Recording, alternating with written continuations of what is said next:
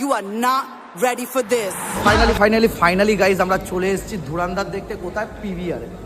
তো বন্ধুরা আগের সপ্তাহেও কিন্তু আমরা এসেছিলাম এখানে মঙ্গলবার, যেহেতু প্রাইসে একটু কম থাকে পিভিআরে, তাই আমরা মঙ্গলবারে দেখতে এসেছিলাম, কিন্তু আমাদের ঢুকতে দেওয়া হয়নি কারণ আমার মেয়ের বয়স মাত্র 5 বছর। তো আজকে আমরা আবার চলে গেছিলাম সোদপুর রথীন্দ্র সিনেমা, মানে রথীন্দ্র মাল্টিপ্লেক্সে।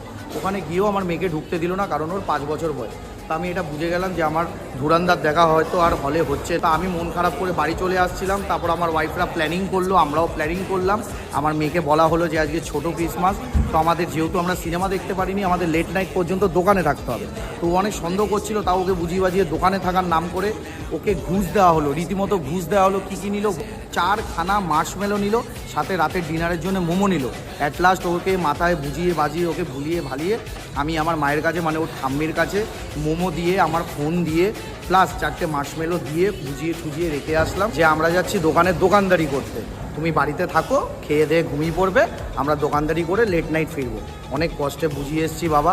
ফাইনালি এবার মনে জোর পেলাম, আমরা পিভিআর ডায়মন্ড প্লাজায় ঢুকে গেছি ধুরন্ধর দেখার জন্য। কিছুক্ষণের পরেই ঢুকে যাব ধুরন্ধর দেখতে। 11:30 শো। আমি মারাত্মক এক্সাইটেড। دوس عندي خوش فاصلة يا اخي تفوز والله خوش راكسة يا اخي دوس عندي خوش فاصلة يا اخي